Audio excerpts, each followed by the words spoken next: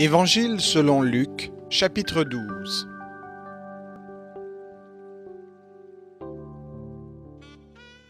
Sur ces entrefaits, les gens s'étant rassemblés par milliers, au point de s'écraser les uns les autres, Jésus se mit à dire en premier lieu à ses disciples: Gardez-vous du levain des pharisiens, qui est l'hypocrisie. Il n'y a rien de caché qui ne doive être révélé, ni de secret qui ne doivent être connus. C'est pourquoi tout ce que vous aurez dit dans les ténèbres sera entendu en plein jour, et ce que vous aurez dit à l'oreille dans les chambres sera prêché sur les toits. Je vous le dis, à vous mes amis, ne craignez pas ceux qui tuent le corps et qui, après cela, ne peuvent rien faire de plus. Je vous montrerai qui vous devez craindre. Craignez celui qui, après avoir tué, a le pouvoir de jeter dans la géhenne. Oui, vous dis-je, c'est lui que vous devez craindre. Ne vend-on pas 5 moineaux pour 2 sous? Cependant, pas un d'eux n'est oublié devant Dieu. De même, les cheveux de votre tête sont tous comptés. Soyez donc sans crainte. Vous valez plus que beaucoup de moineaux. Je vous le dis, quiconque me confessera devant les hommes, le Fils de l'homme le confessera aussi devant les anges de Dieu. Mais celui qui m'aura renié devant les hommes sera renié devant les anges de Dieu. Et quiconque parlera contre le Fils de l'homme, il lui sera pardonné. Mais à celui qui blasphémera contre le Saint-Esprit, il ne sera point pardonné. Quand on vous mènera devant les synagogues, les magistrats et les autorités, ne vous inquiétez pas de la manière dont vous vous défendrez, ni de ce que vous direz, car le Saint-Esprit vous enseignera à l'heure même ce qu'il faudra dire. Quelqu'un de la foule dit à Jésus: « Maître, dis à mon frère de partager avec moi notre héritage. » Il répondit à cet homme: « Qui m'a établi sur vous pour être juge ou faire des partages? » Puis il leur dit: « Gardez-vous attentivement de toute cupidité, car même dans l'abondance, la vie d'un homme ne dépend pas de ce qu'il possède. » Il leur dit une parabole. La terre d'un homme riche avait beaucoup rapporté. Il raisonnait en lui-même et disait: « Que ferai-je, car je n'ai pas de place pour amasser mes récoltes? Voici, dit-il, ce que je ferai. J'abattrai mes greniers, j'en bâtirai de plus grands, j'y amasserai tout mon blé et mes biens. Et je dirai à mon âme, tu as beaucoup de biens en réserve pour plusieurs années. Repose-toi, mange, bois et réjouis-toi. » Mais Dieu lui dit: « Insensé, cette nuit même ton âme te sera redemandée, et ce que tu as préparé, à qui cela sera-t-il? Il en est ainsi de celui qui accumule des trésors pour lui-même et qui n'est pas riche pour Dieu. » Jésus dit ensuite à ses disciples: « C'est pourquoi je vous dis, ne vous inquiétez pas pour votre vie, de ce que vous mangerez, ni pour votre corps, de quoi vous serez vêtus. Car la vie est plus que la nourriture, et le corps plus que le vêtement. Considérez les corbeaux, ils ne sèment ni ne moissonnent, ils n'ont ni cellier ni grenier, et Dieu les nourrit. Combien ne valez-vous pas plus que les oiseaux? Qui de vous, par ses inquiétudes, peut ajouter une coudée à la durée de sa vie? Si donc vous ne pouvez pas même la moindre chose, pourquoi vous inquiétez-vous de ce qui reste? Considérez comment croissent les lys. Ils ne travaillent ni ne filent. Cependant, je vous dis que Salomon même, dans toute sa gloire, n'a pas été vêtu comme l'un d'eux. Si Dieu revêt ainsi l'herbe qui existe aujourd'hui dans les champs et qui demain sera jetée au four, ne le fera-t-il pas à plus forte raison pour vous, gens de peu de foi? Et vous, ne cherchez pas ce que vous mangerez, ni ce que vous boirez, et ne vous tourmentez pas. Car tout cela, ce sont les païens du monde qui le recherchent. Votre Père sait que vous en avez besoin. Cherchez plutôt son royaume, et cela vous sera donné par surcroît. Sois sans crainte, petit troupeau, car votre Père a trouvé bon de vous donner le royaume. Vendez ce que vous possédez et donnez-le en aumône. Faites-vous des bourses qui ne s'usent pas, un trésor inépuisable dans les cieux, où il n'y a pas de voleurs qui approchent, ni de mythes qui détruisent. Car là où est votre trésor, là aussi sera votre cœur. Mettez une ceinture à vos reins, et que vos lampes soient allumées. Et vous, soyez semblables à des hommes qui attendent que leur maître revienne des noces, afin de lui ouvrir aussitôt qu'il arrivera et frappera. Heureux ces serviteurs que le maître à son arrivée trouvera veillant. En vérité, je vous le dis, il se ceindra, les fera mettre à table et s'approchera pour les servir.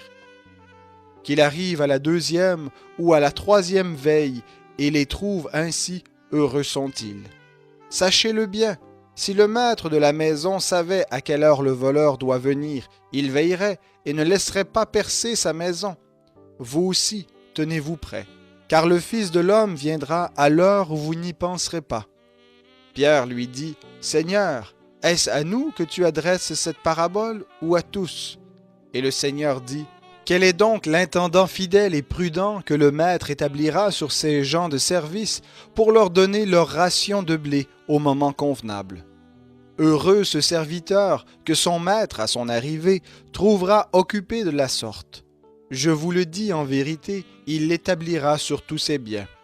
Mais si ce serviteur se dit en lui-même, « Mon maître tarde à venir », s'il se met à battre les serviteurs et les servantes, à manger, à boire et à s'enivrer, le maître de ce serviteur viendra le jour où il ne s'y attend pas et à l'heure qu'il ne connaît pas. Il le mettra en pièces et lui fera partager le sort des infidèles. Le serviteur qui aura connu la volonté de son maître, qui n'aura rien préparé et n'aura pas agi selon la volonté, sera battu d'un grand nombre de coups. En revanche, celui qui ne l'aura pas connu et aura commis des actes dignes de châtiment sera battu de peu de coups. On demandera beaucoup à qui l'on a beaucoup donné, et on exigera davantage de celui à qui l'on a beaucoup confié. Je suis venu jeter un feu sur la terre, et qu'ai-je à désirer s'il est déjà allumé? Il est un baptême dont je dois être baptisé, et combien je suis pressé qu'il soit accompli. Pensez-vous que je sois venu donner la paix sur la terre? Non, vous dis-je, mais la division. Car désormais, 5 dans une maison seront divisés, 3 contre 2 et 2 contre 3, père contre fils et fils contre mère, mère contre fille et fille contre mère, belle-mère contre belle-fille et belle-fille contre belle-mère. Il disait encore aux foules, « Quand vous voyez un nuage se lever à l'Occident, vous dites aussitôt la pluie vient, et cela arrive. Et quand vous voyez souffler le vent du midi, vous dites il fera chaud, et cela arrive. Hypocrite, vous savez distinguer l'aspect de la terre et du ciel, comment ne distinguez-vous pas ce temps-ci? Et pourquoi ne discernez-vous pas vous-même ce qui est juste? Lorsque tu vas avec ton adversaire devant le magistrat, tâche en chemin de te dégager de lui, de peur qu'il ne te traîne devant le juge, que le juge ne te livre à l'agent et que l'agent ne te mette en prison. Je te le dis, tu n'en sortiras point que tu n'aies payé jusqu'à la dernière petite pièce.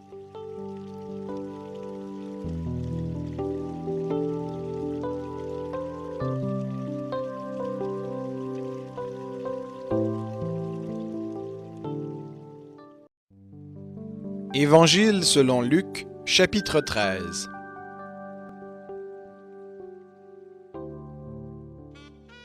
En ce temps-là, quelques personnes vinrent lui raconter ce qui était arrivé à des Galiléens dont Pilate avait mêlé le sang avec celui de leur sacrifice.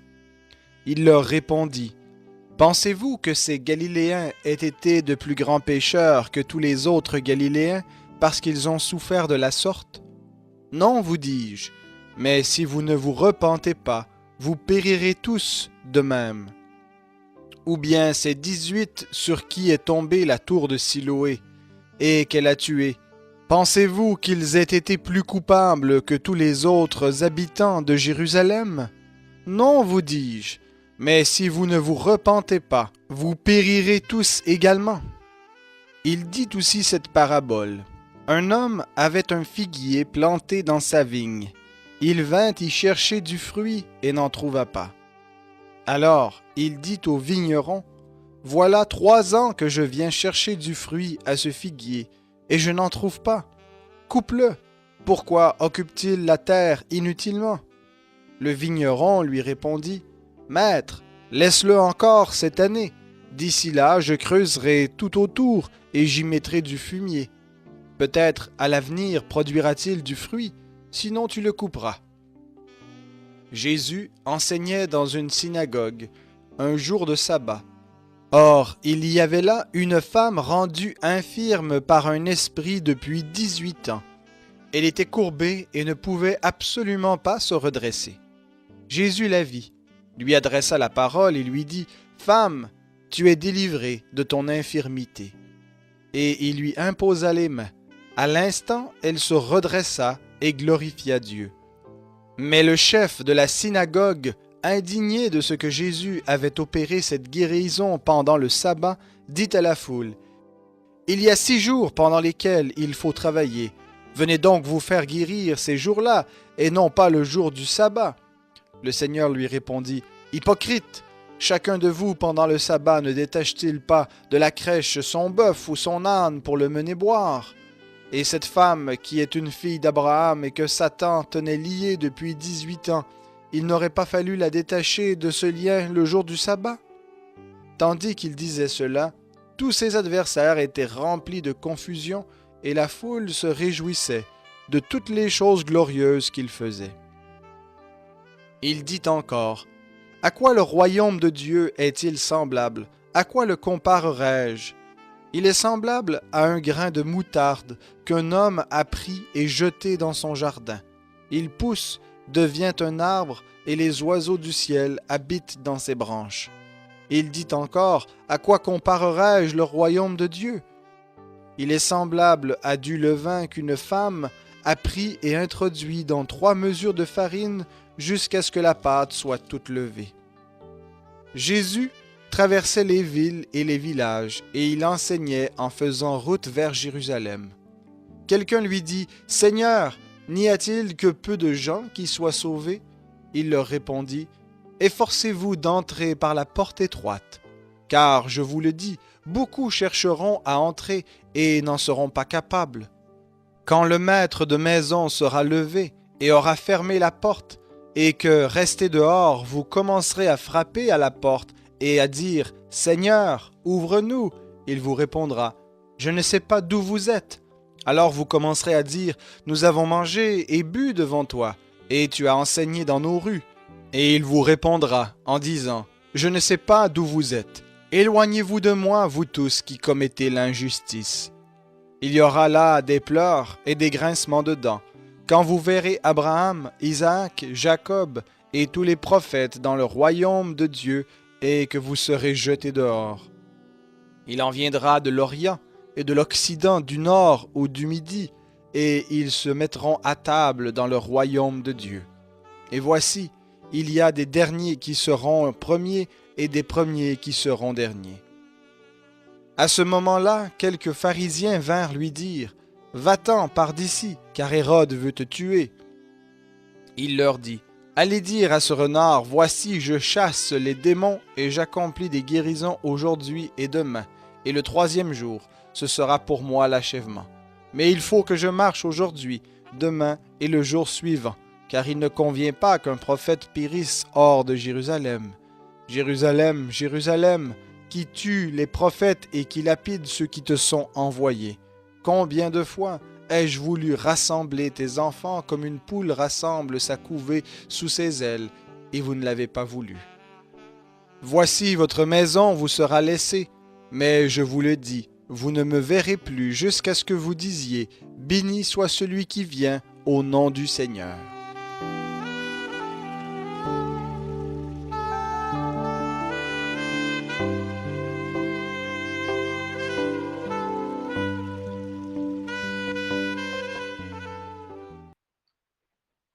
Luc 12 et 13. Luc chapitre 12, chapitre 13. Merci, maman Nathalie.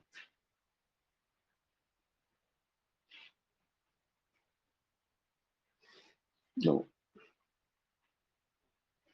intervention sur Luc, chapitre 12, chapitre 13. Est-ce que vous avez pu méditer un peu? J'ai vu que la session d'hier a duré longuement. Donc, je ne sais pas. Est-ce que quelqu'un a pu méditer en ce qui concerne Luc, chapitre 12, chapitre 13?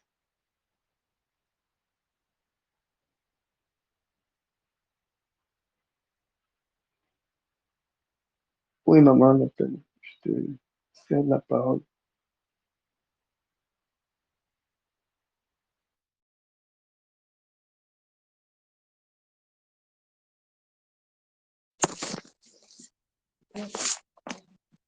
Du 12 et 13.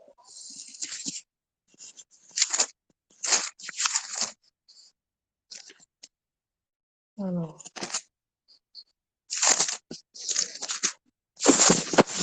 12 et 13.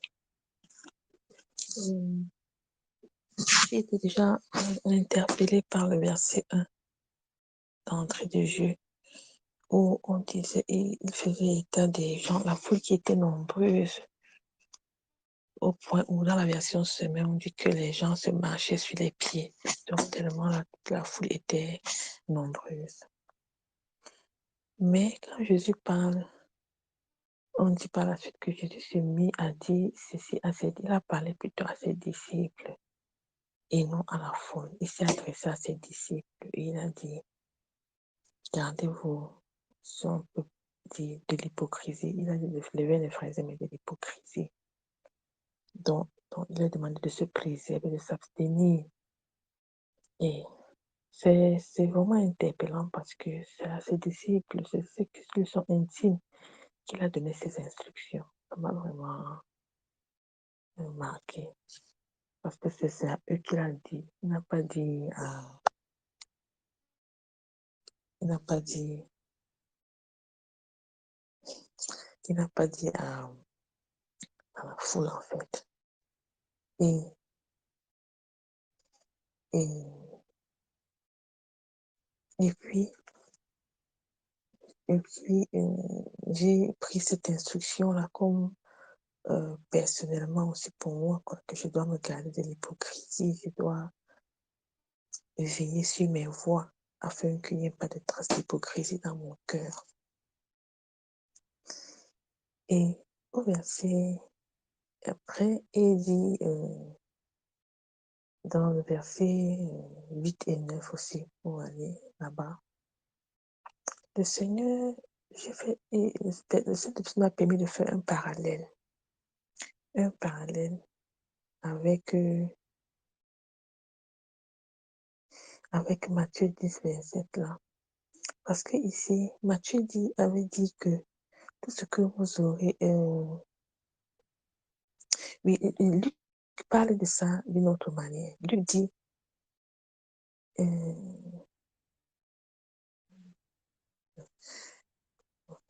Luc parle de,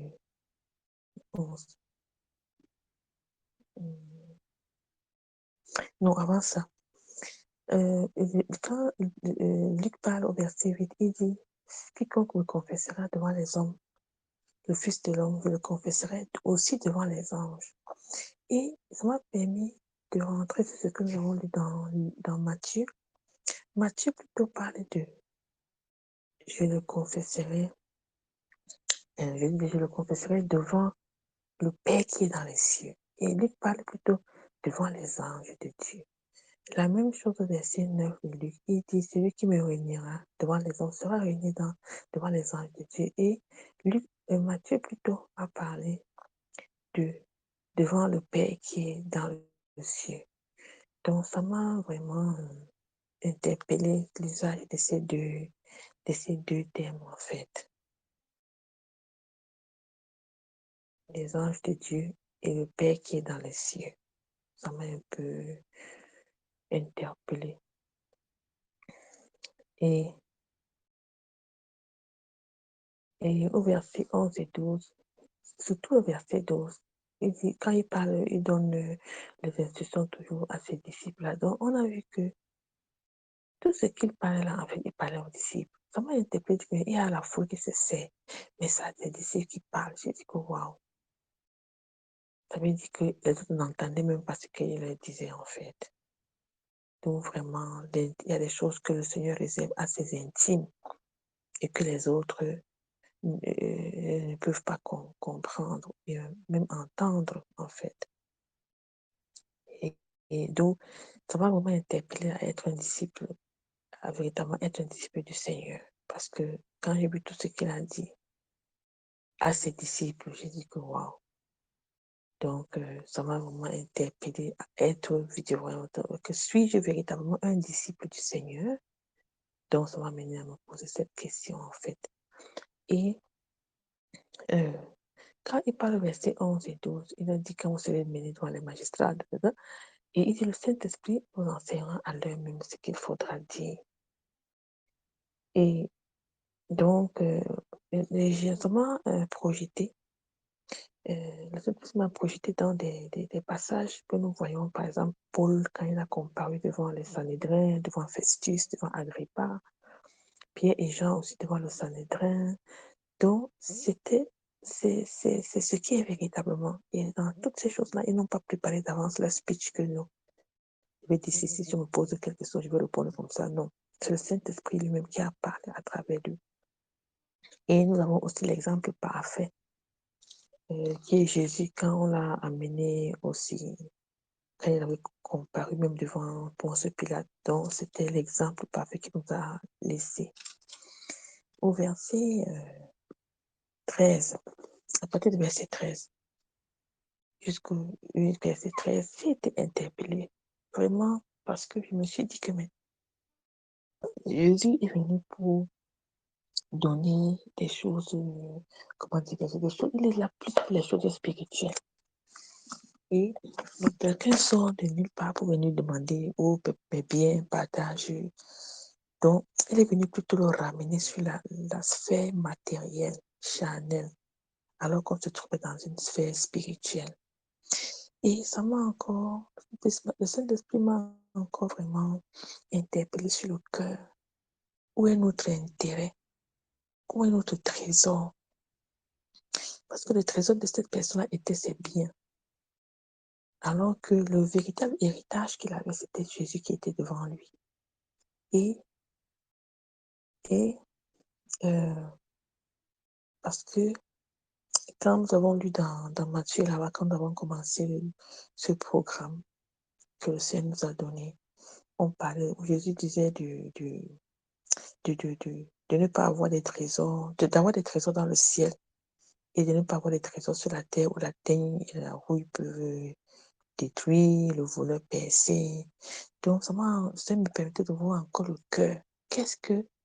Où est notre trésor? Comme on dit que là où est ton cœur, c'est là où c'est ton trésor. Le cœur de cet homme, ce n'est pas de dire Jésus, enseigne-moi ou bien parle-moi de tes commandements, mais justement, mon frère là, vraiment, qui va nous partager peut-être les 2 maisons que nos papas ont laissées ou bien le terrain, je ne sais pas quoi. Donc, ça m'a vraiment beaucoup interpellé.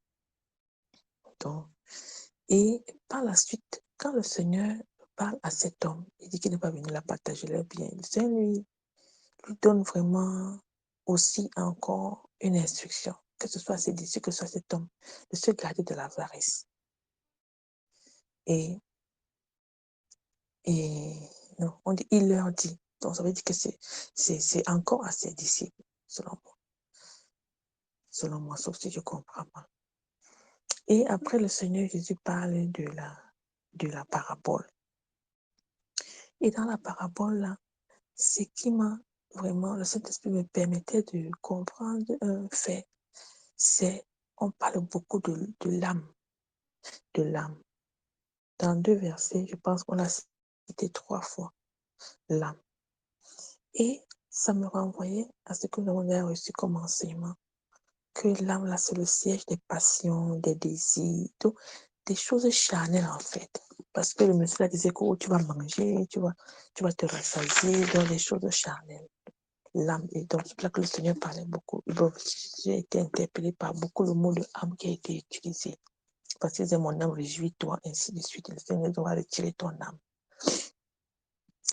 Et il a dit au verset 21 que il dit, il en est ainsi de celui qui amasse des trésors pour lui-même et qui n'est pas riche de Dieu. Ça m'a vraiment poussé à une prière. A dit, Seigneur, accorde-moi la grâce de toujours être riche pour toi. Donne-moi toujours d'avoir le focus de rechercher à être riche pour toi et d'être totalement détaché, d'être riche pour ce monde, bien pour cette terre, de ne pas amasser les trésors sur cette terre en fait, mais d'amasser les trésors dans le ciel. Ok. Et je suis au verset 22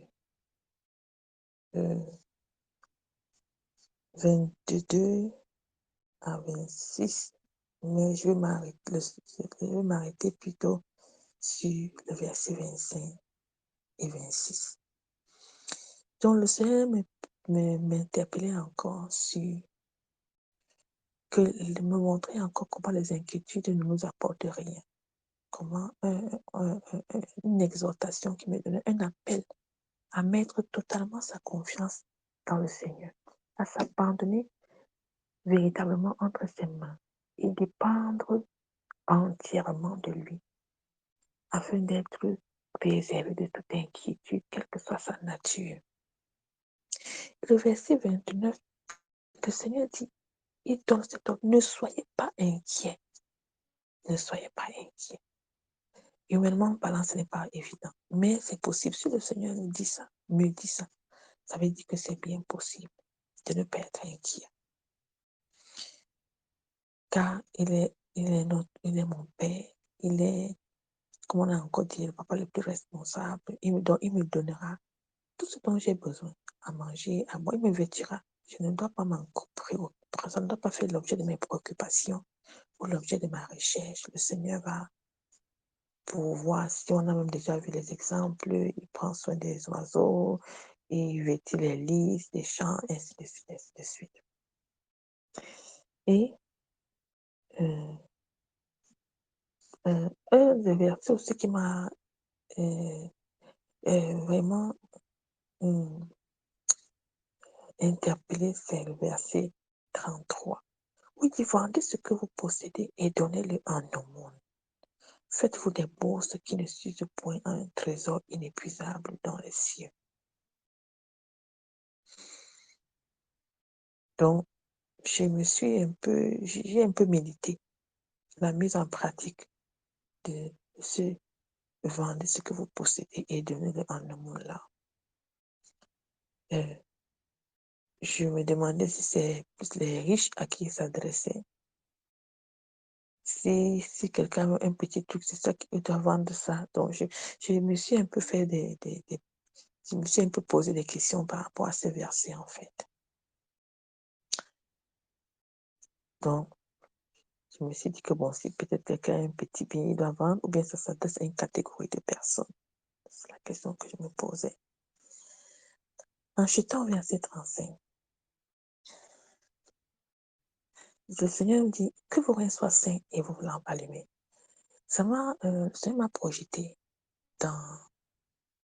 m'a ramené dans le livre d'Exode où il y avait, quand il avait demandé à son peuple d'être prêt pour la Pâque, il avait parlé aussi de saint de les reins. Donc, c'était une exaltation que le Seigneur me permettait d'avoir par rapport à être prêt pour l'enlèvement, pour son retour en fait. Et comme les vierges sages, c'était un rappel à ça. Et Jésus a conversé, Jésus a dit, et vous, donc le et vous là, m'a vraiment fait dire, et vous, donc, c'est pas si c'est tant de mots. Soyez sans la maison qui a donné la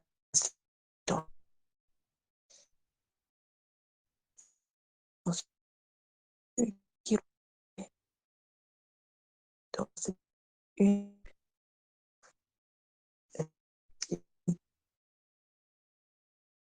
question que vous aimez donner la description comment ils sont lorsque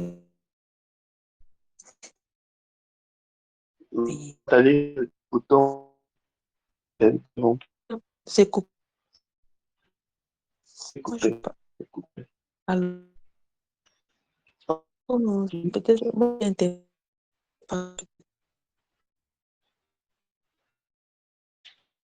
alors,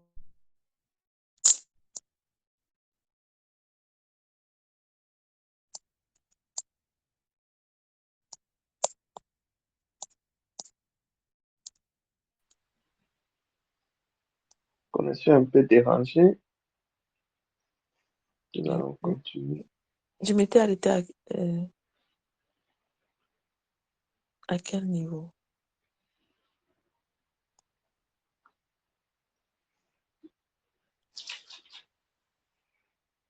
Tu parlais de l'enlèvement. Oui, d'accord. Oui, oui. Donc, je vous disais que le verset 35, c'était une exhortation à être prêt pour l'enlèvement, comme les vierges sages.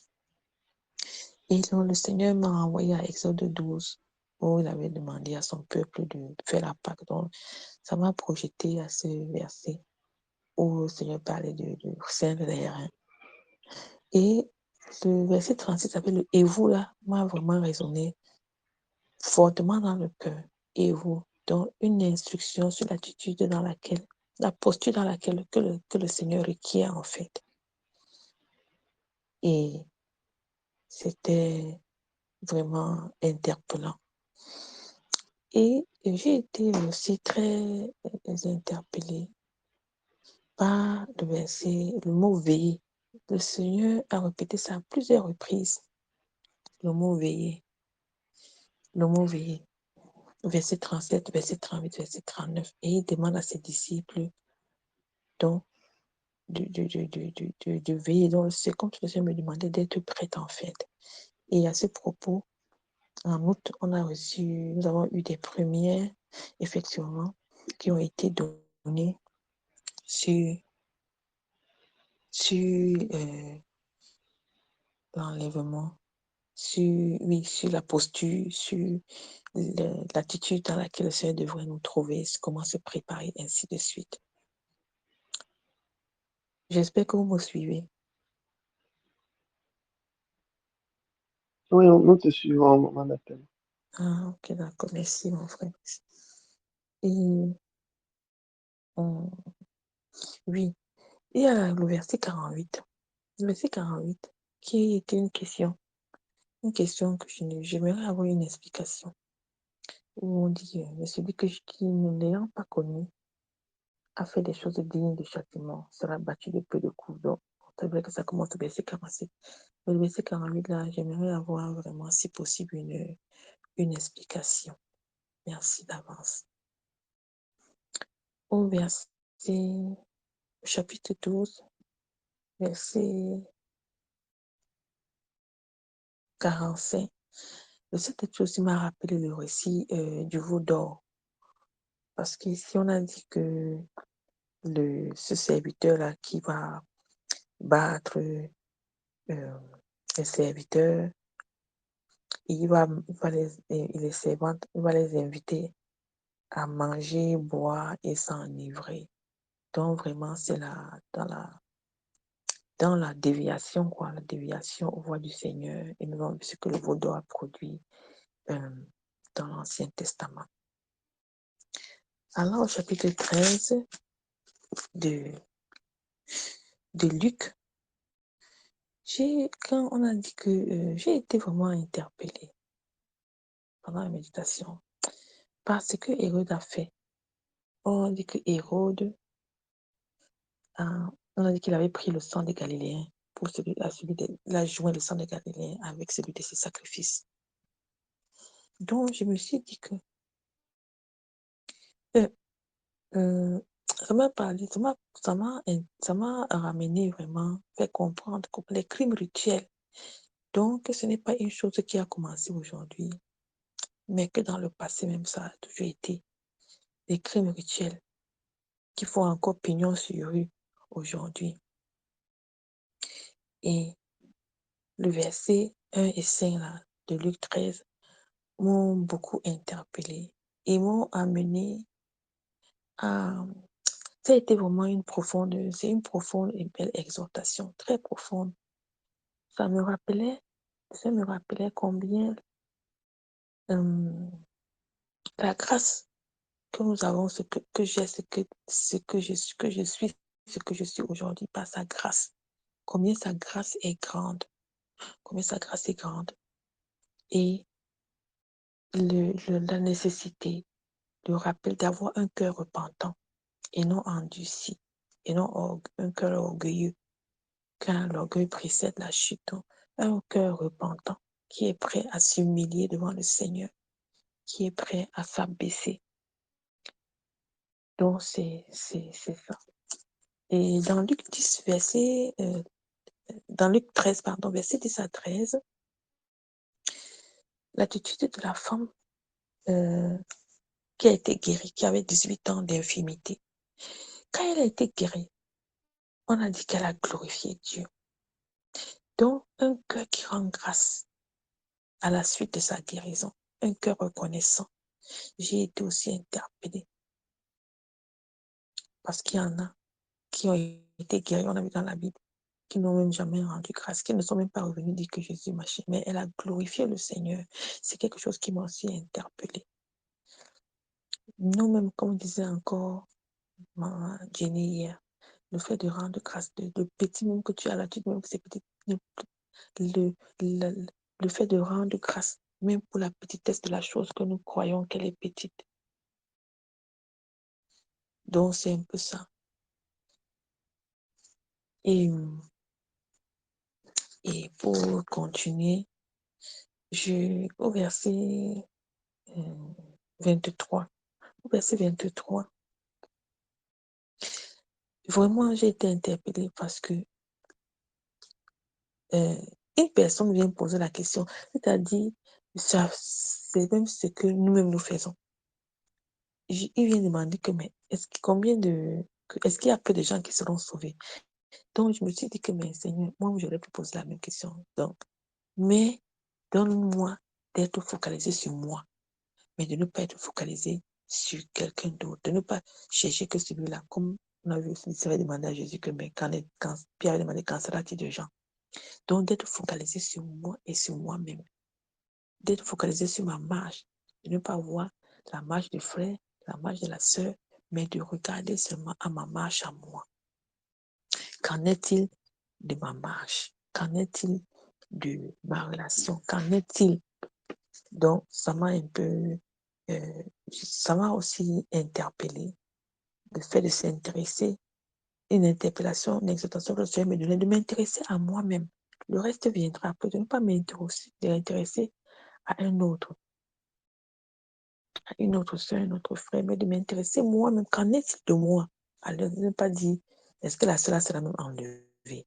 Est-ce que le frère, la façon dont je le vois faire, non, ça regarde le Seigneur. Mais de m'intéresser moi, quel est mon état? Et Jésus, plutôt, même, il n'a pas dit que, oh, qu'est-ce que tu poses comme ça comme question, mais toi, non, toujours dans l'amour, toujours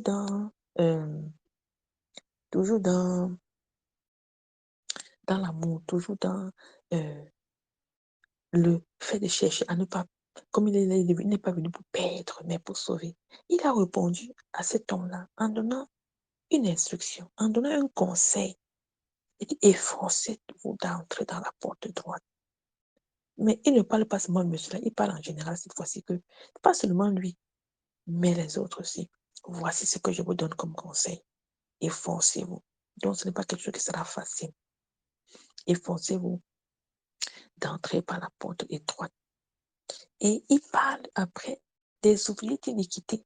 Il cite après, il parle des ouvriers d'iniquité, comment ils seront dehors, chercheront à entrer, mais il sera déjà trop tard. Et pour finir, j'ai été très interpellée par l'attitude des pharisiens. à partir du verset 31 à 34. Ces mêmes pharisiens-là, comme on a vu hier, avant-hier, l'autre jour, comment ils posaient des questions pour accuser Jésus, pour l'éprouver, pour trouver quelques failles, et ainsi de suite. Cette fois-ci-là, j'ai dit que mais ce n'est pas les mêmes pharisiens-ci. Les mêmes pharisiens-là qui viennent maintenant dire que va-t'en, pas d'ici. Comme ils aiment trop Jésus. Que non pas, Hérode veut te tuer, vraiment. C'est mieux que tu partes, hein, comme s'ils voulaient trop son bien. Pourtant, c'est les mêmes gens qui l'accusaient. Mais Jésus a donné, il lui donnait l'intimement conseil à Jésus que non, nous on t'aime beaucoup, vraiment. Si tu sais là, pars pour sauver ta vie. Mais Jésus, comme d'habitude, a répondu parce qu'il ne marche pas selon le conseil des méchants ou bien selon le conseil des hommes, mais selon le plan parfait du Seigneur. Jésus a dit, il a appelé Hérode là, renard. Ça m'a dépassé. Il te dit à ce renard. Donc, renard là, ça veut dire, bon, c'est vrai que le renard, ce n'est pas qu'un animal vraiment qui fait du bien. Donc, je me suis dit que, mais appeler renard, ça veut dire quoi exactement? Et en plus, à Hérode, il dit, allez dire à Hérode, il dit que voici, dites-lui ceci. J'ai entendu, mais voici ce que moi je lui dis. Donc, et il détaille sa feuille de route. C'est vrai que ce n'était pas, c'était voilé. Donc, même les gens, même Hérode là ne pouvaient, mais les pharisiens d'abord ne pouvaient pas comprendre, à cause d'une faute de raison Hérode. Donc, il a détaillé la feuille de route. Je chasse les démons, je fais les raisons aujourd'hui et demain. Et le troisième jour, j'aurais fini. J'ai dit que, waouh, Seigneur, tu détailles le plan parfait du Seigneur qui va s'accomplir. Et il parle après, il donne au verset 33, et il parle encore de ce qui va arriver. Donc, il donnait déjà d'avance, mais comme c'était des choses voilées, il ne pouvait pas comprendre. Et pour finir, il donne selon moi, une prophétie. Il dit ce que Jérusalem fait, qu'il lapide, mais il dit, voici, vous serez laissés. Votre maison vous sera laissée. Vous ne verrez pas jusqu'à ce que vous disiez, béni soit le nom du Seigneur. Donc, c'est une parole prophétique qu'il donne. Donc, c'est un peu comme ça que le Saint-Esprit m'a permis de pouvoir méditer ces versets et que le Seigneur vous bénisse abondamment. Shalom. Merci beaucoup. Amen. Amen. Shalom à toi. Alors, Nathalie a laissé une question, c'est Luc 12, 48. Que signifie, mais celui qui ne les a pas connus a fait des choses dignes de châtiment sera battu de peu de coups. On demandera beaucoup à qui l'on a beaucoup donné, et on exigera davantage à celui à qui l'on a beaucoup confié.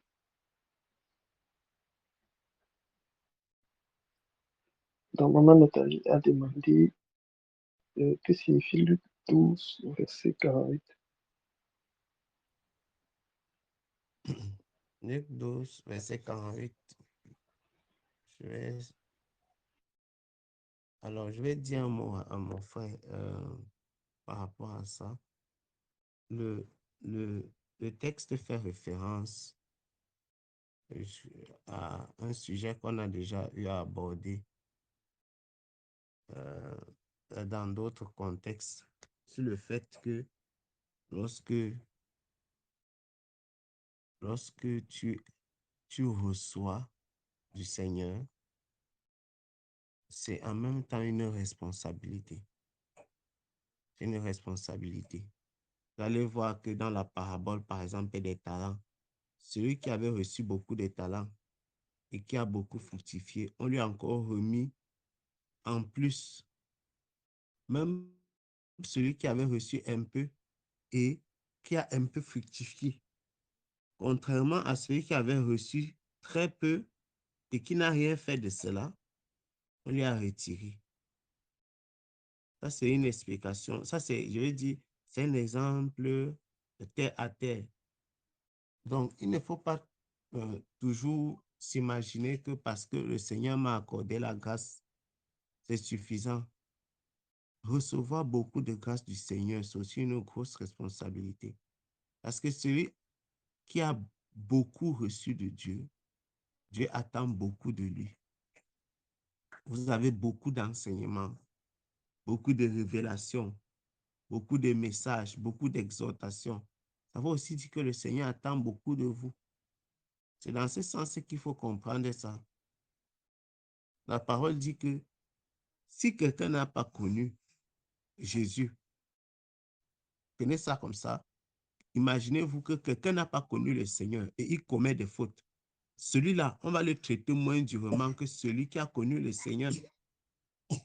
Si tu n'as pas connu Jésus, tu commets des erreurs, on peut comprendre que tu peux avoir des circonstances qui vont atténuer, je vais dire, atténuer ta peine. Mais celui qui a connu le Seigneur et qui fait le désordre, il frappe ses frères, il est méchant, malgré le fait qu'il a connu le Seigneur. Qu'est-ce qu'on va faire de lui? On va être plus dur. Pourquoi? Parce que ce qu'il fait, ce n'est pas le résultat de l'ignorance. C'est la méchanceté pure. C'est la désobéissance. La désobéissance. Donc, c'est dans ce sens qu'il faut comprendre. Il dit que celui qui ne l'ayant pas connu a fait des choses dignes de châtiment, donc des choses qui ne sont pas bonnes. Il dit celui-là sera battu de peu de coups. C'est normal. On peut comprendre parce qu'on se dit, bon, il n'a pas connu, il ne l'a pas connu. Mais il dit qu'on va demander beaucoup à celui à qui on a beaucoup donné. Et on va exiger davantage à celui à qui on a beaucoup confié. Voilà. Donc, j'espère que je me suis un peu bien expliqué. Il faut donc considérer toujours à chaque fois que lorsque vous recevez du Seigneur, pendant que tu rends grâce, comprends que les attentes sont grandes. Pendant que tu rends grâce à Dieu, il faut toujours savoir ça. Les attentes sont aussi autant tu es content quand le Seigneur te donne, autant les attentes à ton endroit sont importantes de la part du Seigneur. Amen. Amen. Amen. Donc, autant Dieu nous donne, autant il nous demandera ce que nous en avons fait. Donc, nous allons continuer la méditation. Est-ce qu'il y a quelqu'un d'autre qui veut intervenir après Maman Nathalie?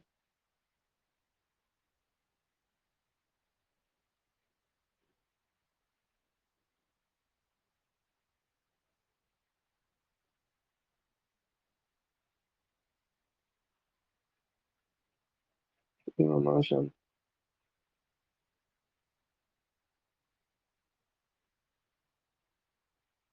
Je sais la parole. Amen. Amen, amen. Shalom encore à tous les bien-aimés. Que le Seigneur vous bénisse abondamment. Les quelques points que j'ai pu encore ressortir de ma méditation des deux chapitres de Luc 12 et Luc 13. D'abord, le premier verset m'a vraiment marqué de comment est-ce que la foule était tellement nombreuse, tellement nombreuse. La Bible déclare que ils étaient tellement nombreux au point de se fouler les uns les autres. Et ça m'a vraiment fait réfléchir. Lorsqu'il y a des programmes spirituels, est-ce que je suis vraiment dans l'empressement pour y aller comme la foule, ou bien je reste dans mon coin et tout. Ça m'a vraiment marqué. La foule était nombreuse, était rassemblée par milliers au point de se fouler les uns les autres. J'ai dit, Seigneur, donne-moi vraiment de pouvoir vraiment me disponibiliser quand il y a les programmes. Je m'appelle encore le programme quand le frère est venu du Cameroun. Et comment est-ce que ma fille nous témoignait encore ici là, que si ce n'était pas que le programme de la Belgique était sorti un peu tard, là, j'allais aussi partir là-bas. Je pense que c'est vraiment cette même attitude-là que nous devons avoir dans le cœur de vouloir se réunir pour écouter la parole de Dieu, se réunir pour écouter. Et Papa Jean-Claude insiste tout le temps ici, multiplions les moments de rencontres physiques, multiplions les moments de rencontres physiques. Et donc, je dois vraiment avoir cette attitude-là pour être avec eux, euh, avec mes frères, avec mes soeurs, pour partager la parole, pour écouter le Seigneur. Et ça m'a marqué encore parce que pendant que la foule est réunie, un message sort comme ça. Gardez-vous du levain des pharisiens, qui est l'hypocrisie. Ça m'a marqué. Parce que souvent, tu vois, vous êtes là, peut-être vous ne parlez, ce que vous dites n'a même rien à voir avec ce qu'on est en train de, avec le message. Peut-être vous êtes là, vous êtes peut-être en train de causer, en train de parler et tout ça là. Et quelqu'un se tourne comme ça, il te donne, il parle quelque chose. Peut-être vous pouvez pas encore penser que non, c'est la blague. Pourtant, c'est peut-être un grand enseignement quand tu dois te passer. Peut-être un message prophétique pour ta vie. Peut-être c'est pourquoi, quand on est au milieu des serviteurs de Dieu, on dit encore que l'accoutumance avec les serviteurs de Dieu, on s'habitue. Non, ce n'est pas comme ça qu'on doit être. On doit être, quand tu es au milieu des serviteurs de Dieu, tu dois savoir qu'à tout moment, ton message peut sortir. À tout moment, le Seigneur peut te parler. À tout moment, le Seigneur peut s'adresser à toi. Pendant qu'on a dit, gardez-vous. Je dis, mais le péché, dans dit que malheur, malheur, malheur aux gens là-bas. Maintenant, je tourne, je dis, gardez-vous. Alors que c'est un message très, très profond. Et ça me rappelle encore une maman que j'aime bien, qui me disait encore comment est-ce qu'elle a écrit un message à un bien-aimé. Et pendant qu'il répond au message, il dit, comment va-t-elle? C'est-à-dire que, et elle a compris directement. Non, le comment va-t-elle là? C'était pas ce que je décrivais n'avait rien à voir avec la personne. Et là, quand je me pose la question, c'est pour me pousser vraiment. C'est-à-dire que c'était vraiment pour ouvrir l'esprit, c'est la sensibilité dans l'esprit. Je dis, Seigneur, donne-nous d'être sensible, donne-moi d'être sensible à ta voix. Quand tu parles, que même si c'est caché n'importe comment, que je sois capable de détecter vraiment ce que tu es en train de me dire dans ces paroles-là. Et je regardais encore c'est quoi l'hypocrisie. L'hypocrisie, c'est quoi? C'est de montrer à l'extérieur ce que l'intérieur n'est pas. Dans ton cœur, tu es une soeur, tu n'aimes pas une soeur peut-être, tu passes un temps à mal parler d'elle. Mais tu vas à l'extérieur, hein, Sista, sista, je t'aime ma fille. Ma fille, je t'aime. Oh. Ma fille, je t'aime jusqu'à. Ouais, ma fille. Pourtant, quand tu t'assois, tu dis que vraiment, elle pense que quoi? Parce que c'est marqué conducteur.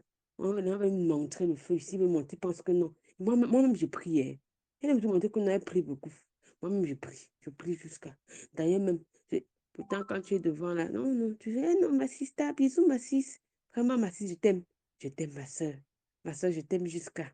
Ouais, l'amour là entre nous. Moi, je veux vraiment que le Seigneur m'aide vraiment à ne pas être hypocrite, à pouvoir vraiment euh, montrer à l'extérieur ce que mon cœur ressent véritablement à l'intérieur, à ne pas avoir deux cœurs quand je regarde. C'est que lorsque je dis je t'aime, que ça vienne vraiment du fond de mes entrailles, que ce ne soit pas que non, c'est un je t'aime. Papa Gall disait une fois ici que il n'y a pas trop de je t'aime, je t'aime, je t'aime au milieu de nous, mais les actes le montrent. Et je parlais encore, vraiment, c'est un exemple pour, pour rendre grâce à Dieu encore pour la vie de mon chef, parce que je parlais encore dernièrement avec une soeur et tout. Elle me dit que vraiment, quand je vois comment ton mari travaille et tout, et tout, je dis que oui, vraiment, je rends grâce à Dieu. Parce que quand je vois comment les différents déplacements qu'il fait, me déposer ici, porter les enfants, que ceci, avec tout ça là, et donc encore faire le travailler pour lui-même, tout, j'étais vraiment. Elle m'a dit que c'est ça l'amour, c'est ça l'amour. J'ai dit que oui, moi en tout cas, je suis d'accord. Ce n'est pas les je t'aime sur les réseaux sociaux qui font. Si tu ne connais pas que quelqu'un peut te le prouver, même par les actes, tu vas te comparer à l'autre, que non, l'autre là, il passe le temps et que je t'aime sur les réseaux sociaux. Son statut, c'est seulement je t'aime les cœurs partout. Mais si tu entres dans la maison, hein, c'est tout autre chose. Mais quand tu connais comment est-ce que quelqu'un t'exprime vraiment, tu sais que non, ça là, c'est l'amour. Ça, c'est l'amour. Vraiment que le Seigneur me donne davantage de pouvoir vraiment, de ne pas être hypocrite. De ne pas être hypocrite, mais de le faire vraiment. Parce qu'on a dit le levain qui est l'hypocrisie. C'est parce que si je suis à la maison, je suis en train de dire que je vois mes soeurs, je dis que je t'aime. Mais quand je suis à la maison comme ça là, je pense à dire que telle soeur là, elle a fait comme ça, ça. Je transmets ce message-là à mes enfants. Elles vont commencer à comprendre que non. Ça, c'est un enseignement que je les passe, parce que le levain ici, c'est l'enseignement. C'est un enseignement que je passe à mes enfants à la maison. On dit que ah, maman parle de telle personne bizarre ici à la maison. Mais quand elle est dehors, on essaie, elle l'embrasse. Eux-mêmes, ils commencent à développer cette hypocrisie-là. Dehors, ils montrent une apparence, à la maison, une autre. Et c'est pas, ce sera pas seulement avec les autres, ce sera même avec moi à la maison. Elle va te dire une chose, dehors, elle va dire l'autre. Donc, je vais pouvoir, cet enseignement, je ne dois pas enseigner l'hypocrisie à mes enfants. Je dois vraiment montrer un amour pur, un amour véritable, un amour qui vient vraiment du fond du cœur et tout. Et si tu es hypocrite, cela sera exposé. Et ça m'a vraiment fait penser à une situation que j'avais vécue. Parce que lorsque on dit au verset 2, que rien n'est caché devant le Seigneur. Rien n'est caché devant le Seigneur. Et le Seigneur montre même cela à ses serviteurs. Et il va jusqu'à dire que même les cheveux de notre tête sont comptés.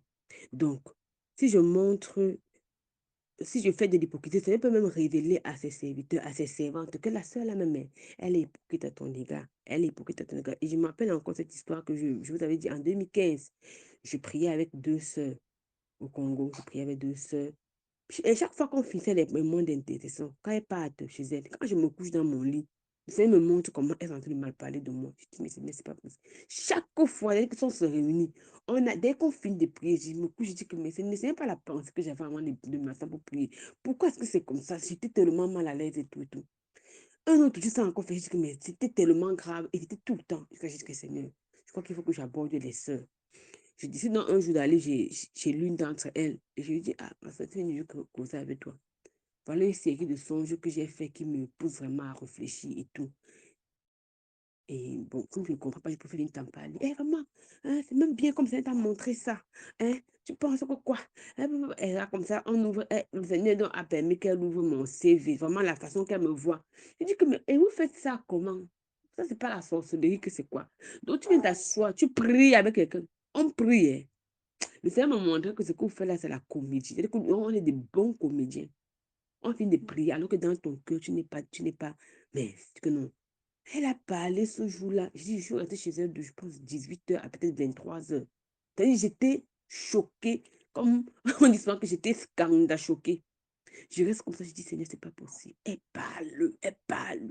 Oui, tu as fait comme ça. Telle soeur dit que tu as fait ça.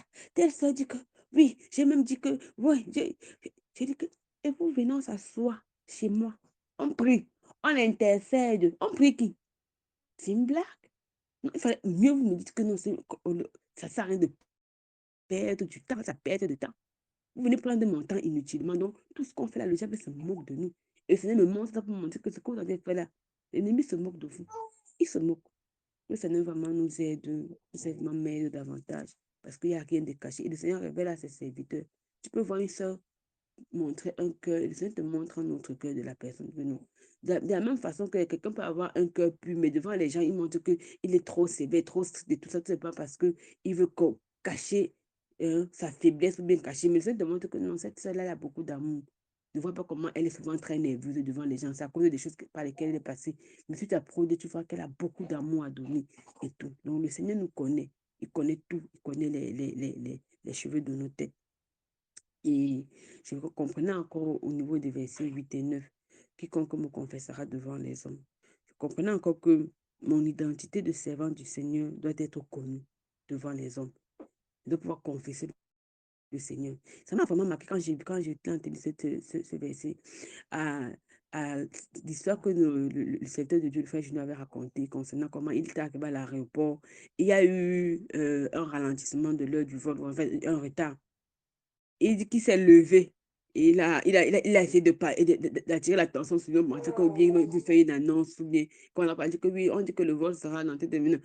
Voilà, moi je m'appelle tel, je suis un serviteur de Dieu. Il a commencé à parler de la parole de Dieu, commencé à parler à propos de Dieu. Ça m'a vraiment marqué. Je dis, mais Seigneur, donne-nous ce courage-là. Donne-moi ce courage de pouvoir présenter mon identité devant les hommes sans craindre, sans avoir peur, devoir te confesser sans avoir peur. Que mes collègues sachent vraiment que celle-ci, elle ne fait pas ça, ça, ça. Pas parce que ce sont ses convictions personnelles, mais parce que c'est la vie de foi dans le Seigneur Jésus-Christ qu'elle a. Qui pousse. Parce que là, on savait que non, tu t'habilles comme ça, tu t'habilles comme ça.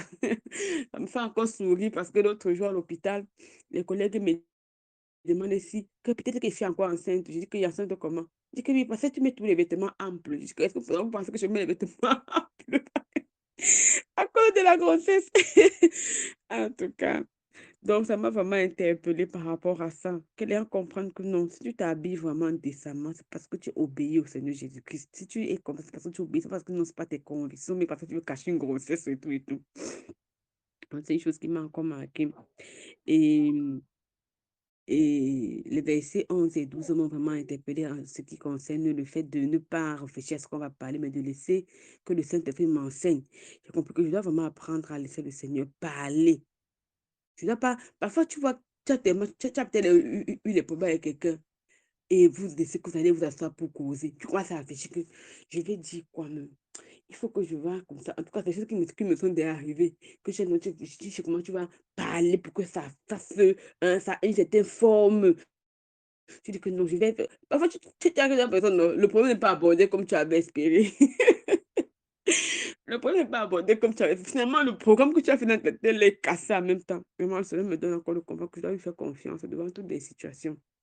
Je dois vraiment lui faire confiance et laisser que je sois juste un vase par lequel il parle. Et ce monsieur qui a appelé Jésus pour dire que, ah, dis à mon frère de partager. Ça m'a vraiment dit attention à la distraction. Attention à la distraction parce que si mon cœur est attaché à quelque chose, lorsque c'est un moment de prière, je serai vraiment attaché à ça. Si je viens à un programme de prière seulement pour voir si telle soeur va tomber, si tel frère va tomber, pendant le programme, je vais seulement te regarder la personne, regarder la personne. Ça fait un peu comme ça. Ça fait même façon, ce qui voulait déjà tomber. Pendant qu'on est en train de partager la parole, on a regardé que oui, la soeur c'est même tombée, mais en trop. Elle est même tout tombée. Ça, elle tombe même pas, ça allait même étonner. Elle tombe même trop. Tu se montres de suivre les gens. Et ça m'a de suivre les gens. Ah, Seigneur, aide-nous. L'avarice, l'avarice. L'avarice, vraiment, ça m'a encore fait penser à une situation que j'avais traversée où le Seigneur voulait me montrer que dans ton cœur, il y a encore un peu d'avarice et il faut y travailler. Il y a un peu de cupidité, il y a un peu de ceci. Parce que j'avais été sujet aux arnaqueurs et j'ai failli. Mais le Seigneur m'avait sorti de là. J'ai failli, j'ai failli parce qu'il m'avait dit que, parce que je ne savais pas, il n'a pas été présenté comme mon oncle. Il m'avait amené mon ordinateur. Il faut dire que le diable, non. Ouais. Et il connaît que tu as besoin de l'ordinateur et de la tablette à ce moment-là et tout.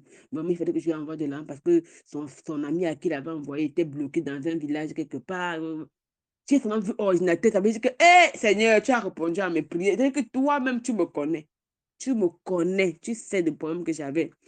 Mais le Seigneur, quand la situation est passée, vraiment, il a sorti parce que je n'avais pas l'argent. À cette dépense-là, j'avais appelé ma mère que vraiment, tonton est bloqué parce que son ami, en fait, il a même. Et j'ai compris que quand ma mère a dit que si ce sont les arnaqueurs, sache que tu m'as tué parce que l'argent, je n'ai pas d'argent. Il lance, c'est l'argent des gens, c'est l'argent de la réunion que je garde, que pas les donner comme ça là.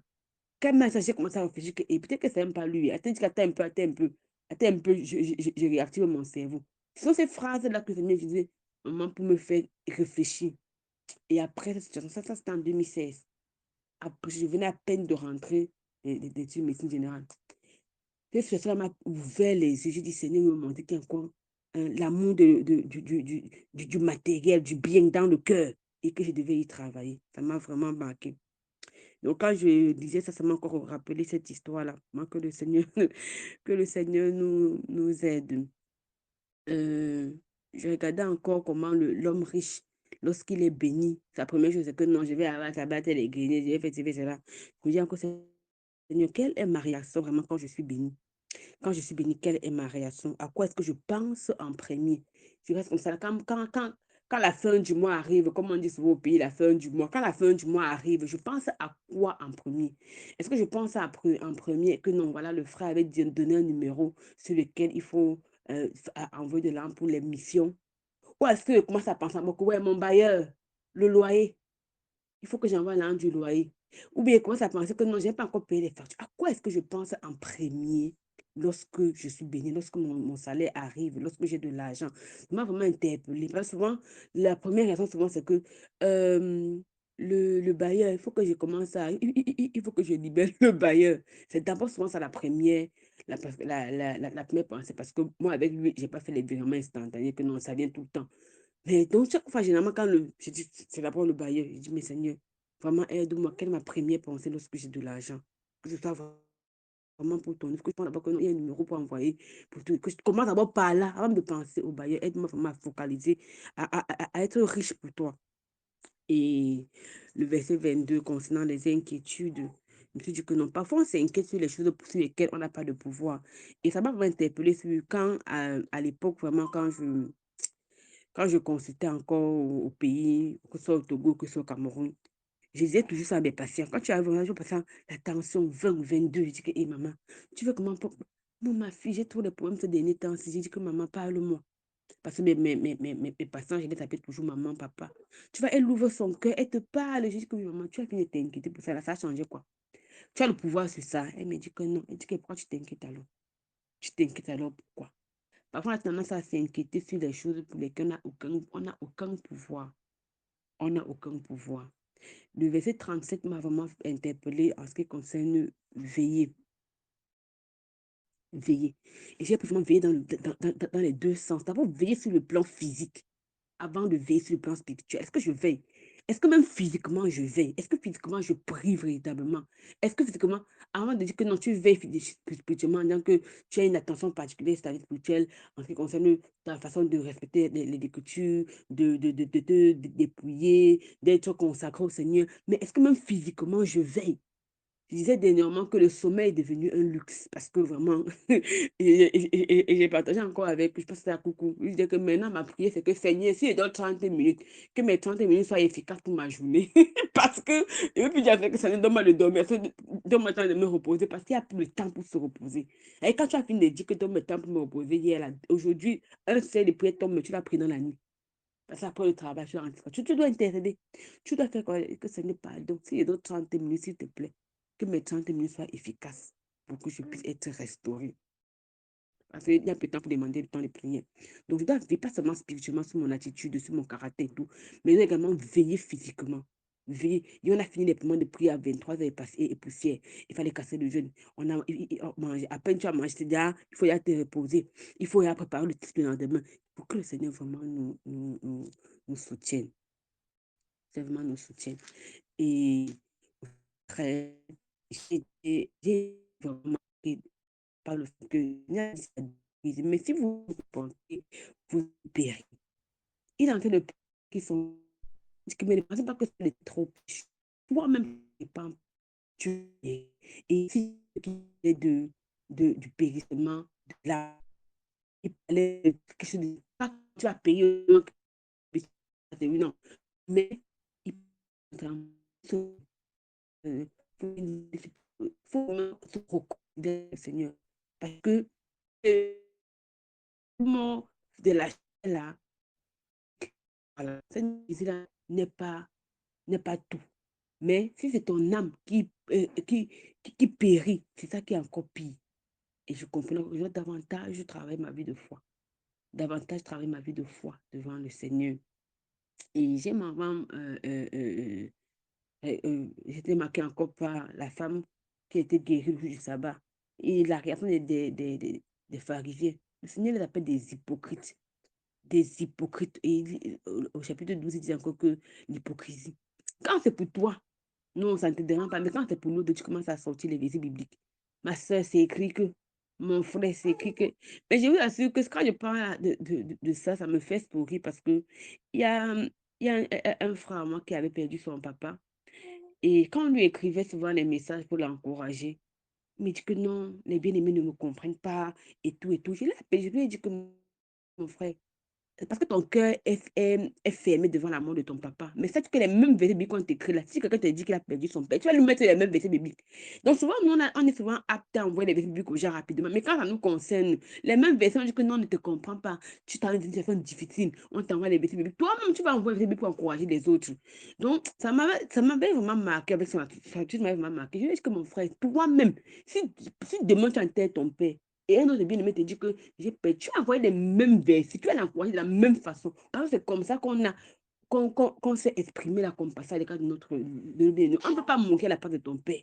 On ne peut pas que t'encourager à pouvoir traverser la situation. Même si tu prends les encouragements à l'instant comme étant une attaque, Parce que je comprends seulement que quand tu as trop mal, quelqu'un vient te dire que non, nda, c'est vraiment à t'énerver que même. Ici, là, j'ai mes problèmes, tu me dis que ndo. Tu me dis que achia. Que j'ai mes problèmes, tu me dis que yako, j'ai mes problèmes, tu ne comprends pas ma situation. Donc, vraiment, ça m'a encore interpellé davantage. Et la porte est étroite. La porte est étroite. Vraiment, Seigneur, donne-moi de passer par la porte étroite. De ne pas être d'ailleurs en train de dire que non. Je suis en train de tourner. Ça me rappelle un jour, quand on était à l'université. Et c'est vraiment une situation qui m'avait marqué. Le cours d'informatique. Ah, quand j'ai dit ça, là, le frère Mike, le frère Gaël comprennent très bien. Le premier jour que le procureur national avait fait cours, on ne le connaissait pas encore. On ne le connaissait pas. C'était au niveau 1 à l'université. On ne connaissait pas le monsieur. Et souvent à la pause, nous, avec les autres enseignants qui sont les médecins qui viennent donner cours, on n'a pas le problème. Eux, ils sont très compréhensifs. Donc, ils peuvent entrer en salle. Ils sont encore dehors pour 5-10 minutes avant d'entrer en salle. Après, non, les médecins, non, ils n'ont pas le temps, ils viennent donner cours et puis rentrent. Mais le prof d'informatique, lui, il entre, il passe au couloir du bâtiment, il vient comme ça là, il entre dans les classes. Les gars encore derrière que non, c'est toujours un enseignant que voilà, il va comprendre. Il donne un coup au futur. Donc, dès que entre voilà, parce qu'on avait deux portes dans la salle de classe, c'était comme des classes, et c'est qu'on se connaît. Il fait d'avoir la de camarade, il dit, parce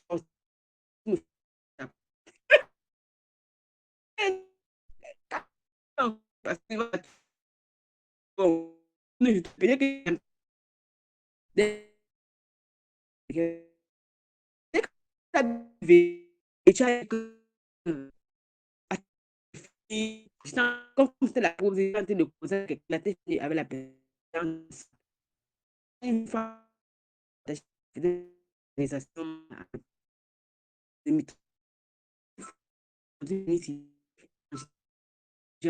et aller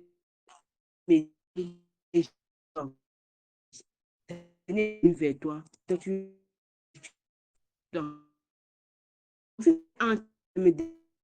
de mourir, pour t'aimer derrière toi. Et sera, les conséquences, c'est quoi? C'est pleurs, c'est grincement de dents. Que le Seigneur vous bénisse abondamment.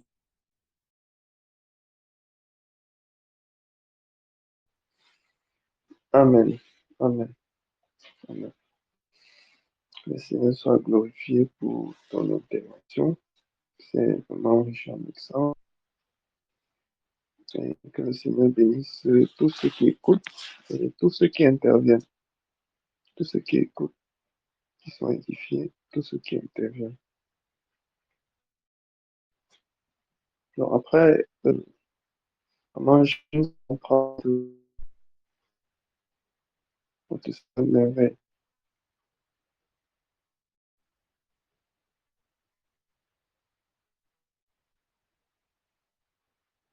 Amen. Amen. Shalom, shalom. Bénisse abondamment, abondamment. Abondamment volontiers. Rentrer directement du sujet dans le chapitre mon mari par qui pressait de vers le Seigneur pour l'écouter, pour recevoir.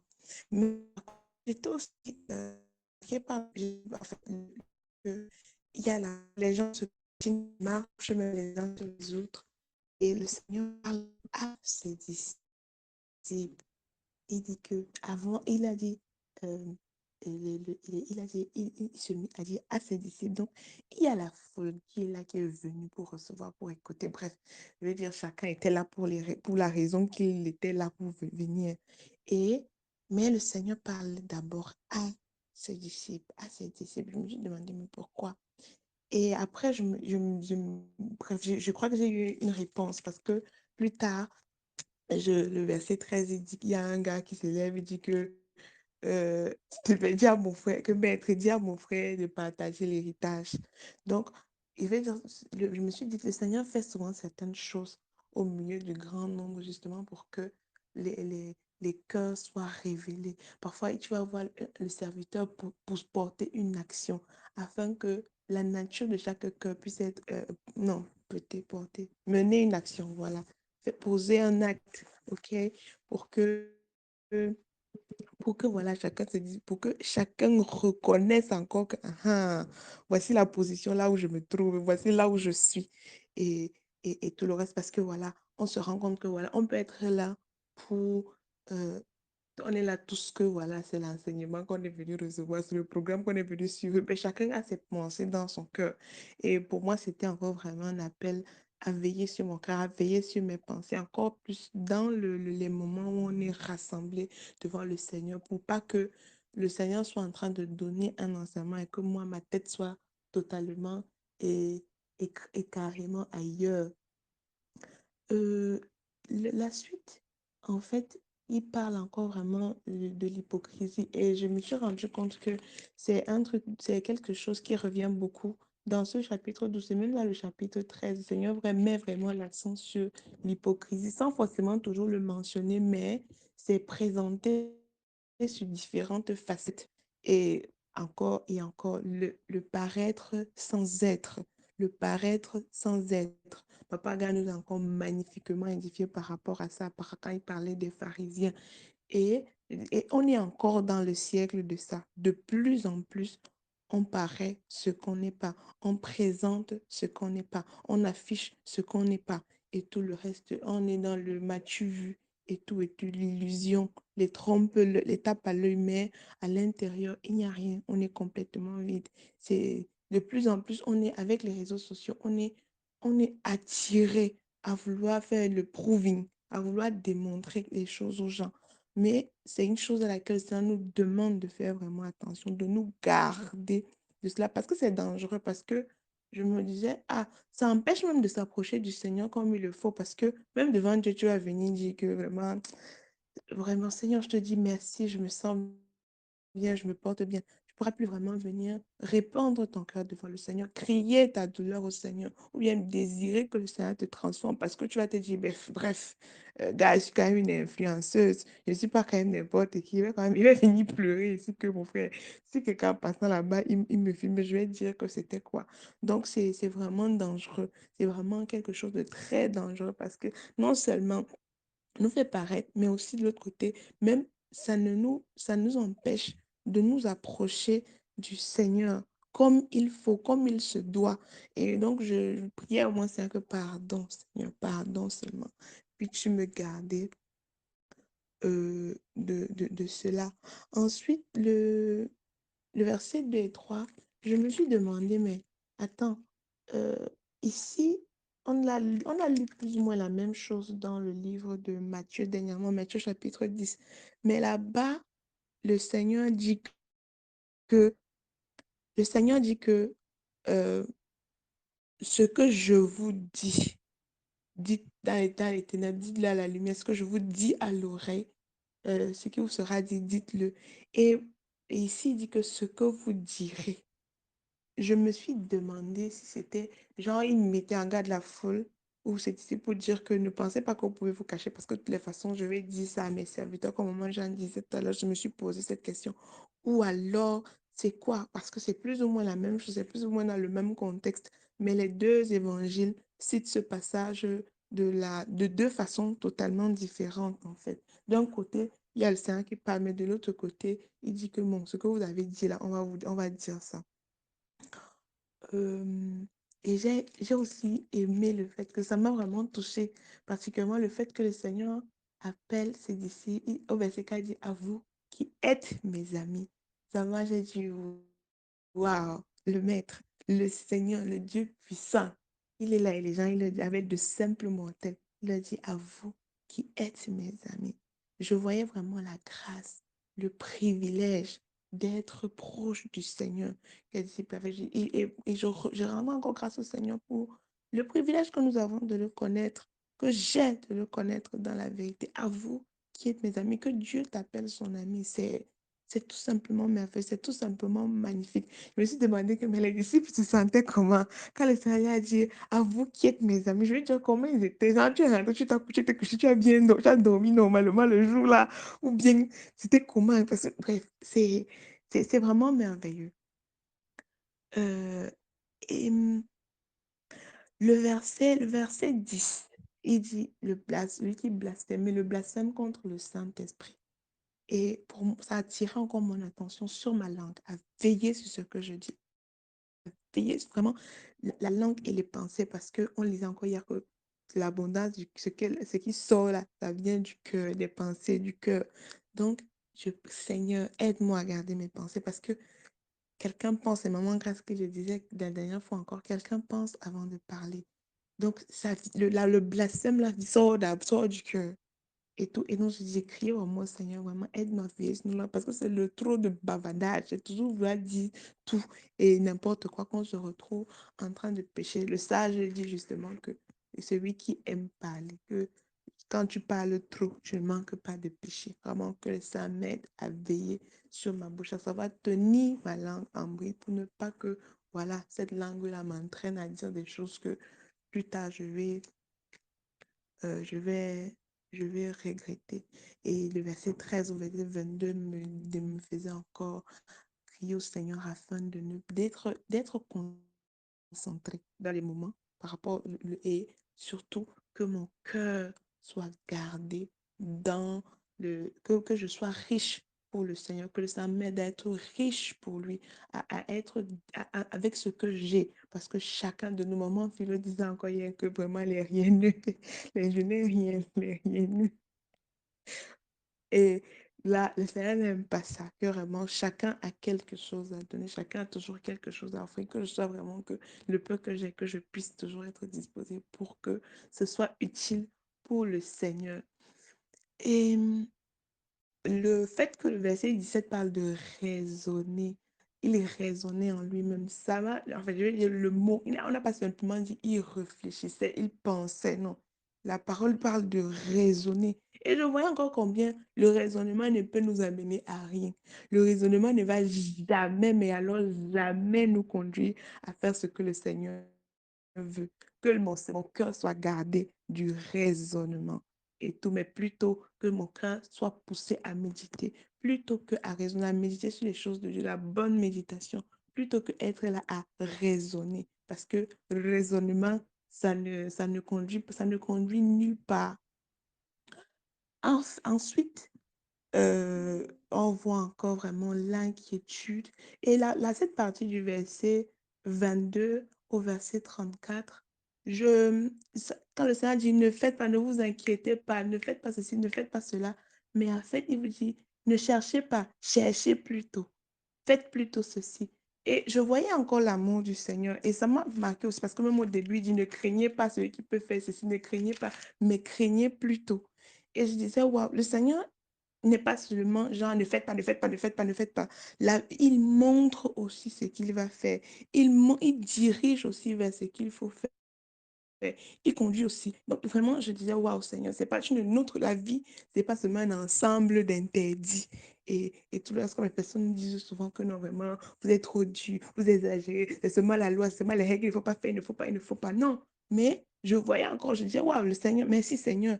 Tu n'as pas seulement dit non, tu ne nous dis pas seulement que non, que ne faites pas ceci. Et on est là comme ça, on ne sait pas ce qu'il faut faire. Tu nous montres vraiment encore le chemin.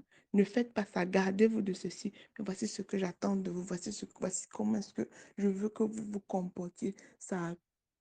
Euh, ça me marquait. Quand je lisais le verset 35, que vos reins soient sains et vos lampes allumées, et le verset d'après, mon cœur a tressailli. J'ai prié, j'ai dit au Seigneur, mais Seigneur, donne-moi d'être dans la vague de ceux dont les reins sont sains et la lampe allumée.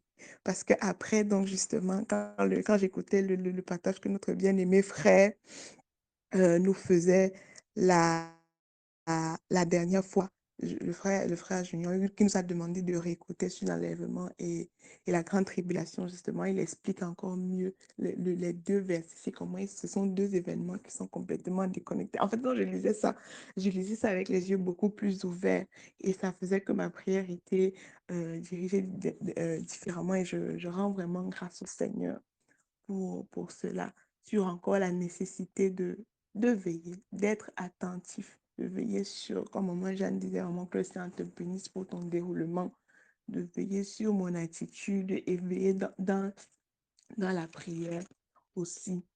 Euh, le verset 57, le Seigneur dit, et vous, et pourquoi ne discernez pas de vous-même ce qui est juste? Ça m'a un peu secoué, ça m'a un peu chamboulé. Mais je me suis demandé, mais ils allaient faire comment? Comment est-ce que est-ce que c'est possible de discerner de soi-même? Est-ce que l'homme dans son cœur peut y arriver tout seul, à savoir ce qui est juste? Ou alors c'est parce que voilà, le Seigneur a quand même mis en nous la conscience pour que nous nous rendions compte que, parce que c'était quand même fort que, mais vous voyez que quand il y a le soleil, c'est que vous voyez, quand on voit qu'il va pleuvoir, nous tous on sait quand il va pleuvoir. Mais comment est-ce que quand on voit, donc ça veut dire en quelque sorte, la nature même, même sans la parole, devrait pouvoir nous enseigner, devrait pouvoir nous enseigner. Et ça m'appelle encore à faire attention, même pas à pouvoir tirer un enseignement des événements même qui se passent autour de moi, un enseignement pour ma propre vie, de ce qui se passe autour de moi. Et ça m'amène justement aux 5 premiers versets du chapitre 13, du chapitre suivant, où justement, il fait là-bas état de, OK, on est venu dire ceci, et il dit, mais si vous ne vous repentez pas, comment les événements qui arrivent même dans la vie des autres, le malheur que le Seigneur permet que ça arrive parfois dans la vie des autres, sont aussi pour mon enseignement, sont aussi pour mon édification. On avait eu un partage une fois où on parlait de l'enseignement de la mort et, et tout le reste, que je dois pouvoir comprendre que quand il y a un événement comme ça qui se passe, oh, ça devrait m'amener à me demander, et moi, si c'était moi qui devais partir, si c'était moi qui partais dans ce tout-là, est-ce que j'aurais été prête? Est-ce que je serais avec le Seigneur? Où est-ce que je serais? Donc, chaque fois qu'il y a ce genre d'événement, je dois pouvoir me poser les bonnes questions. Je ne pas seulement dire que ouais, ou alors ne pas être quelqu'un qui dit que ils l'ont bien cherché, ou alors dire, ouais, ouais, je dois pouvoir aller au-delà du ouais et me demander, OK, qu'est-ce que je retiens de ceci? Le figuier, le figuier stérile. Je, c'est vrai que j'aimerais être un peu plus édifiée par rapport à cette parabole, mais de l'autre côté, je voyais aussi comment, quand le maître a voulu couper le figuier, il y a le vigneron qui a dit, laisse encore cette année que je creuserai autour et j'y mettrai du fumier. Peut-être à l'avenir donnera-t-il du fruit, sinon tu le couperas. Je peux peut-être me tromper, mais je voyais de la compassion, de la compassion pour celui qui est faible, celui qui traîne le pas. Et ça me demandait encore vraiment, ça remplit mon cœur de compassion, que voilà, ceux qui peut-être n'arrivent pas à comprendre, ceux qui ne réussissent pas, et tout, c'est que je puisse vraiment crier pour eux, pour que ta miséricorde s'exerce à leur égard, jusqu'à avant que voilà, vraiment, c'est que ça ne se passe pas. Ce que tu veux faire, que tu le fasses, quoi. Mais c'est vrai que j'aimerais un peu plus être éclairée sur le sens de cette parabole. Hum, je ne vais pas revenir à maman, j'en en ai déjà parlé, maman, sur l'hypocrisie des pharisiens, comment il n'y avait pas vraiment cette hypocrisie, il n'y avait pas de compassion, que quand c'est bien, quand c'est pour les autres et pour nous, non. Et le verset, la parabole étroite, où il dit, efforcez-vous d'entrer par la porte, efforcez-vous, battez, vous donnez tout ce que vous avez, tout ce que vous pouvez, pour que vous ne soyez pas dehors. Et il y a le verset 26 a dit, alors vous vous mettrez à dire, nous avons mangé et bu devant toi et tu as enseigné dans nos rues. Ça m'a fait, j'ai dit, waouh. Genre, il m'a dit, non, vraiment, on était commode. Donc, je connais le service. J'étais quand même Papa Gaël, non, ça, c'est mon type. Il y a le père Jean, c'est un gars que non, on a connu, il vient souvent ici, on s'assoit. Le fait qu'on marche, tu marches avec le serviteur de Dieu, que tu es proche du serviteur de Dieu, ne veut rien dire par rapport au salut, ne veut rien dire par rapport à ta position dans le Seigneur. Ah, c'est ce que ça m'a donné comme enseignement. Parce qu'il a dit, mais on t'a vu. Tu as mangé, on a bu, on a mangé ici ensemble. On se connaît. Comment maintenant je te dis que tu ne nous as jamais connus? Non, ça c'était l'homme que tu connaissais. Mais est-ce que toi-même, ta relation avec le Seigneur, c'est comment? Donc c'est pour ça qu'on ne doit pas, papa nous avait déjà dit une fois, qu'il ne faut pas confondre que la relation qu'on a avec le serviteur de Dieu, avec la relation qu'on a avec le Seigneur. C'est pas parce que le serviteur de Dieu t'aime beaucoup. C'est pas parce que le serviteur de Dieu est proche de toi que ça veut dire que c'est que tu es proche du Seigneur. Il faut vraiment faire attention. Et ça, c'est aussi un autre piège que la proximité avec, ou bien la familiarité avec un serviteur de Dieu peut engendrer. Parce qu'on peut se dire, OK, quand il vient toujours ici, je lui pose mes problèmes, même. Il a toujours une parole du Seigneur, il a toujours une prophétie là qui sort. Et quand il passe, ça marche. Quand il vient causer, on s'assoit, on mange comme ça. Il prie. Ça part, ça fonctionne toujours. Mais est-ce que tout ça, est-ce que tout ça je suis proche du Seigneur? Quelle est ma relation avec le Seigneur? Parce que ils savent, ce sont des personnes qui disent Seigneur, Seigneur. Tout le monde n'appelle pas Jésus Seigneur. Ça veut dire qu'ils étaient ils sont quand même au courant que oui, il y a le Seigneur et tout, mais il n'y avait pas de, de, de, relation, de relation avec lui. Euh, le verset, le verset 31 à 35, c'est ça, non? 35, oui, là où le Seigneur parle de gérer de sa mort. Parce que bon, quand il a dit, dis ta sœur Rena, je guérirai aujourd'hui et demain, et le troisième jour, j'aurai fini. Il répète encore, je marche aujourd'hui, demain et le jour suivant. Car il ne convient pas qu'un prophète périsse hors de Jérusalem. Je me suis demandé pourquoi. Est-ce que c'était pour que le jugement tombe sur Jérusalem? Et en fait, le fait qu'il ait parlé des 3 jours, je me suis dit, certainement, c'est aussi une manière d'annoncer que voilà, en fait, voici, mais j'ai 3 jours à faire dans le tombeau. J'ai pensé à ça comme ça. Mais je me suis demandé pourquoi est-ce que le Seigneur dit qu'il ne convient pas qu'un prophète périsse hors de Jérusalem. Et en fait, lui-même, il sera amené, il sera amené hors du camp, c'est hors du camp qu'il sera, qu'il sera châtié, qu'il sera crucifié, pardon, et tout. Et la fin, quand il dit Jérusalem qui tue les prophètes et la fille, pendant que j'étais en train de lire, mon cœur se serrait un peu et j'étais en train de penser à notre cher et beau pays, la Côte d'Ivoire, et tout le reste. Pendant que je lisais, ça m'a fait vraiment penser à ce pays-là et j'étais genre, ouais, Seigneur, que c'est fasse un miséricorde encore, que c'est un miséricorde de, de, de cette nation. Donc ça, c'était ce que j'ai retenu de ma méditation sur ces 2 chapitres de Luc. Que le Seigneur nous bénisse abondamment.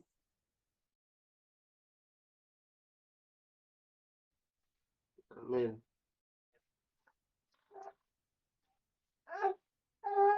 Que le Seigneur vous bénisse, mes bien-aimés. Que le Seigneur vous bénisse abondamment. Que le Seigneur vous bénisse. Vraiment, votre éducation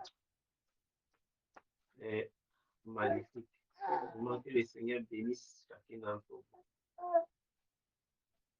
Qui devait prendre le relais n'a pas eu d'autre main après la photo. Que le Seigneur vous bénisse, bien-aimés. Que le Seigneur vous bénisse.